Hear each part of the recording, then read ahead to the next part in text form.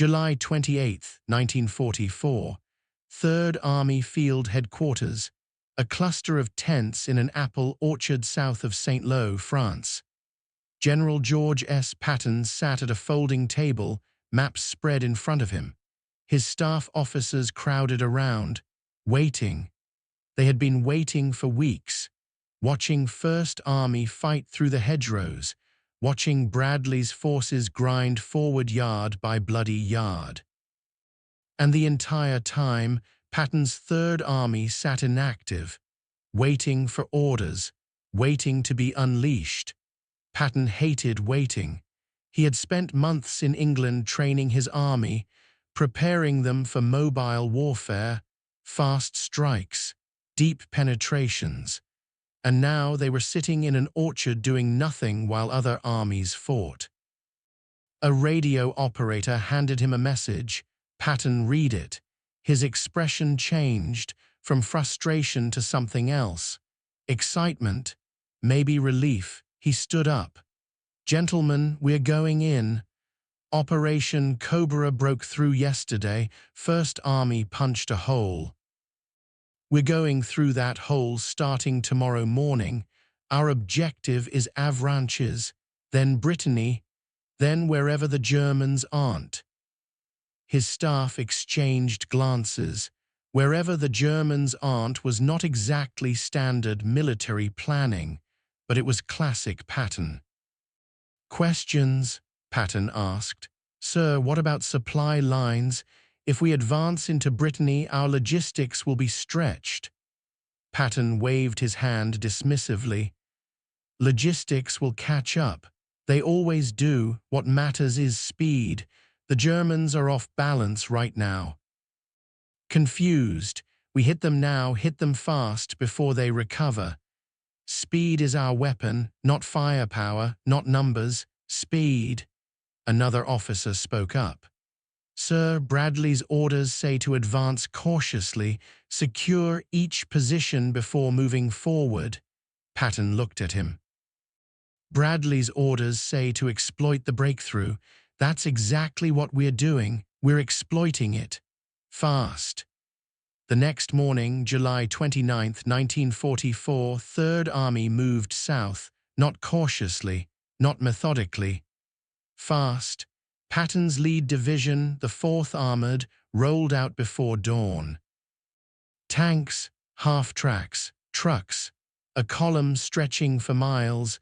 They did not stop for breakfast, did not stop to organize, just moved. By noon, they had covered 15 miles. By evening, 25 miles. The pace shocked everyone, including the Germans.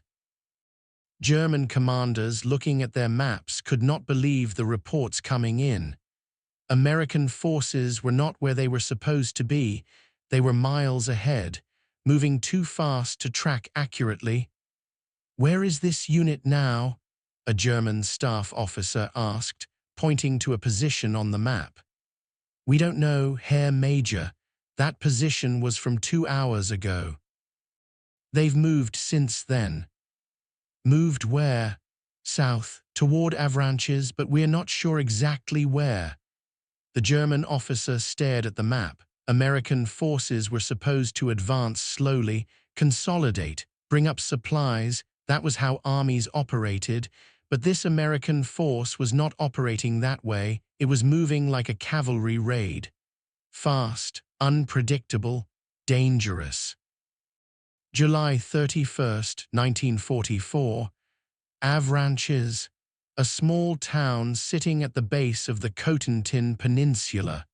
Critical because it controlled the roads into Brittany. If the Germans held Avranches, they could block the American advance. If the Americans took Avranches, all of Brittany would be open. German forces were racing to Avranches, trying to establish a defensive line, but Patton's 4th Armored Division got there first. They rolled into the town before the Germans could dig in. The fighting was brief, confused. The Germans had not expected American armor to arrive so quickly. By evening, Avranches was in American hands.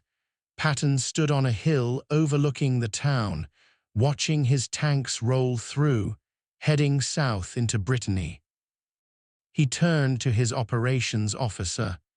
"How long did it take us to reach Avranches?" 48 hours from jump-off, sir," Patton nodded. "We just moved further in 2 days than First Army moved in 2 weeks, and we're not stopping." "Sir, Bradley's headquarters is asking if we're going to consolidate at Avranches." "No, we're going through. I want 4th Armored in Rennes by August 3rd, 6th Armored heading for Brest, 8th Infantry securing the roads behind them. Tell them to move day and night, no stops except for fuel." "Sir, that's over 100 miles to Rennes." "I know how far it is. They have 4 days. That's 25 miles a day." "Entirely possible if they don't waste time." The officer hesitated. "Sir, supply trucks can't move that fast. We'll outrun our logistics." Patton looked at him. "Then we use German supplies, capture their fuel, capture their food, capture their trucks. The Wehrmacht has been supplying armies across Europe for years. We'll use their supply system." It was insane. It was brilliant. It was Patton. August 1st, 1944. 3rd Army officially activated at noon, which meant Patton now had official command authority, no longer subordinate to 1st Army, no longer waiting for permission. He could issue orders directly, and the first thing he did was push harder.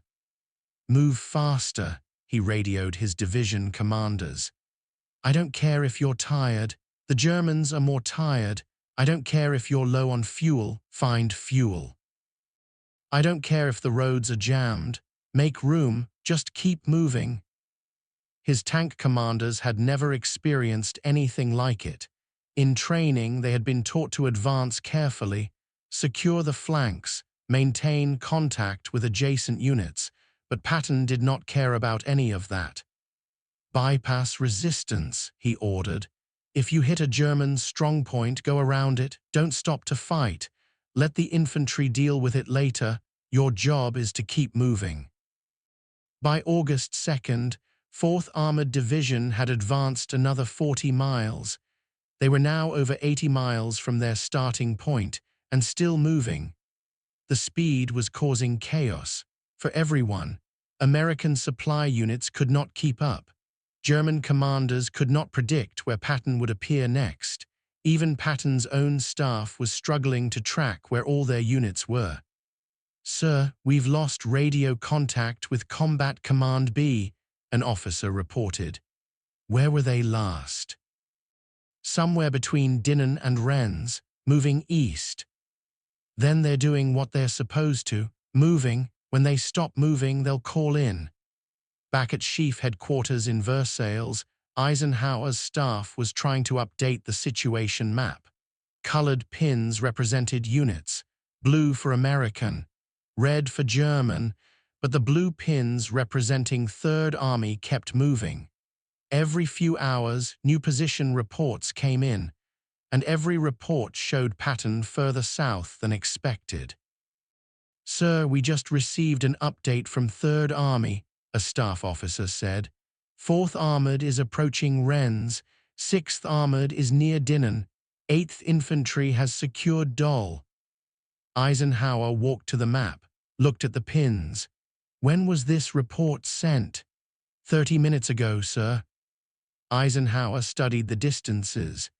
Patton's forces were spread across over 100 miles of French countryside, moving too fast for supply trucks to follow, too fast for German reinforcements to react. Too fast for anyone to really control. "He's moving too fast," a British liaison officer said. "His flanks are exposed, his supply lines are stretched. One German counterattack could cut him off." "Could," Eisenhower said, "but will the Germans counterattack? They don't even know where Patton is. By the time they figure it out and organize a response, he'll be somewhere else." Bradley entered the room.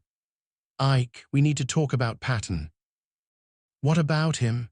He's not following the plan.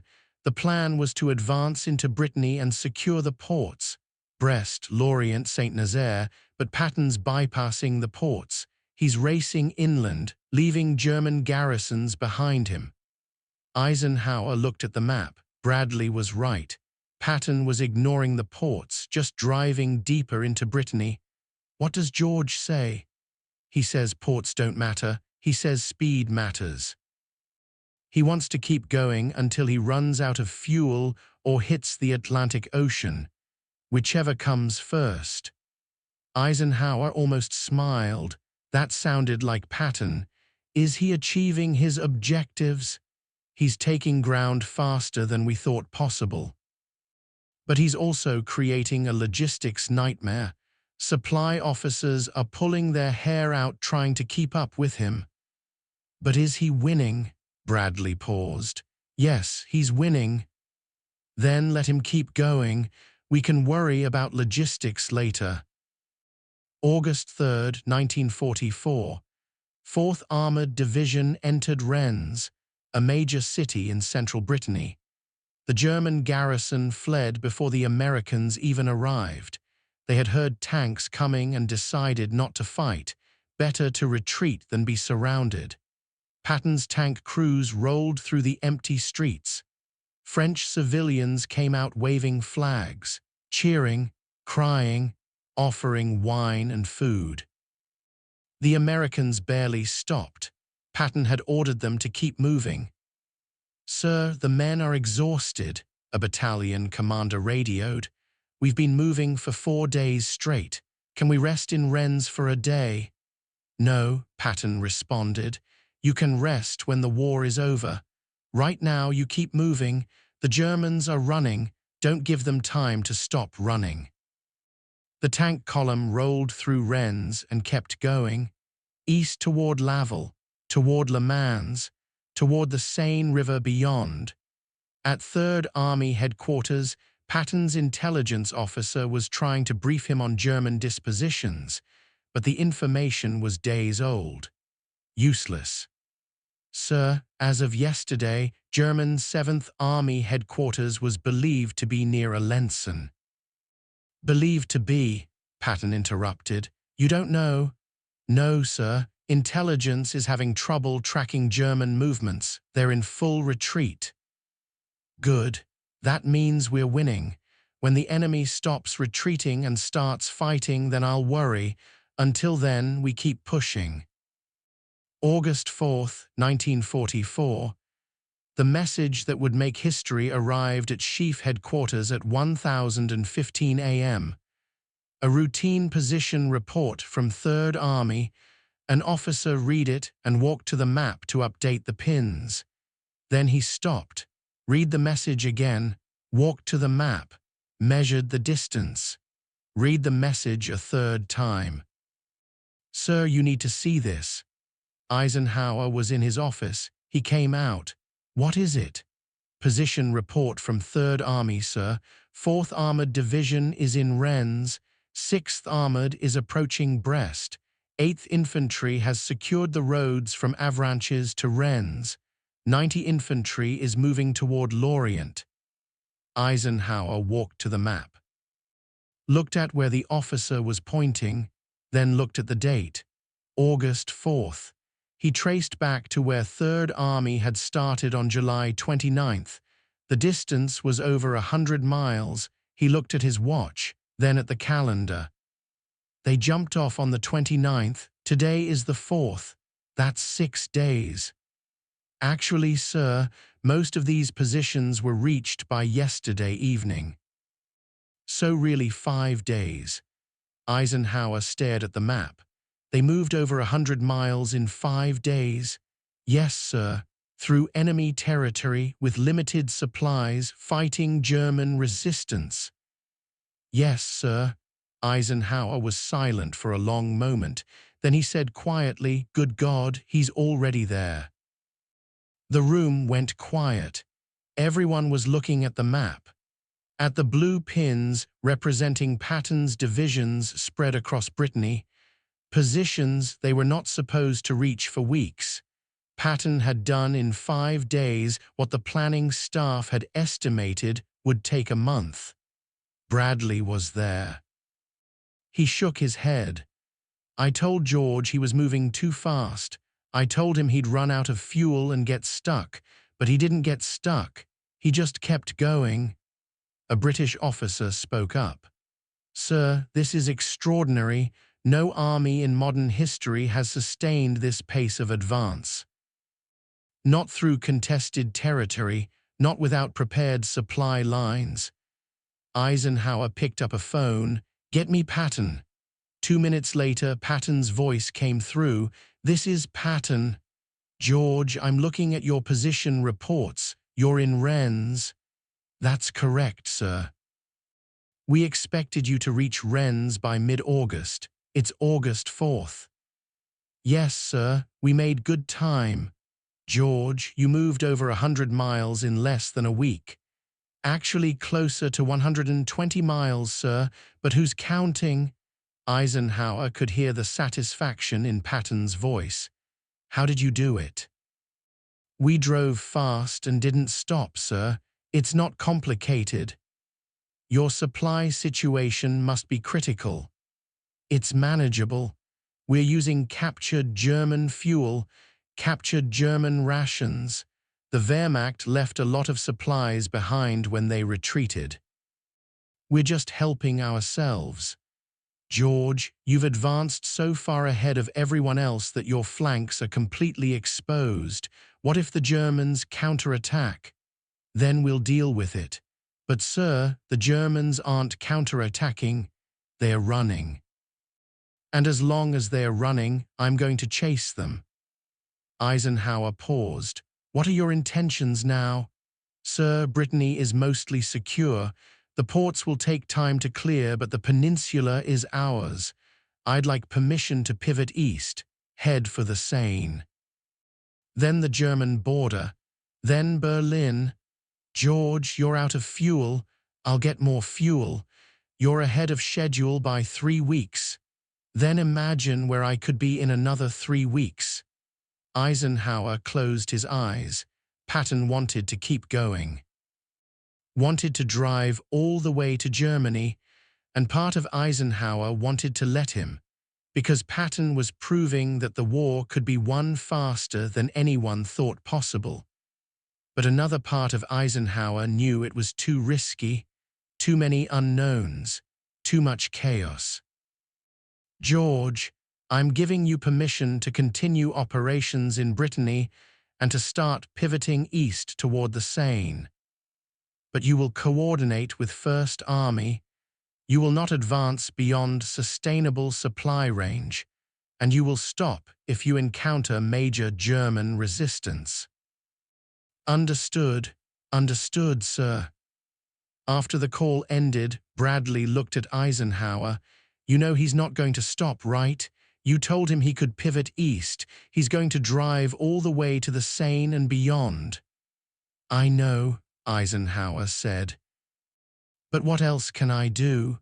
Order him to stop when he's winning. Order him to slow down when speed is working.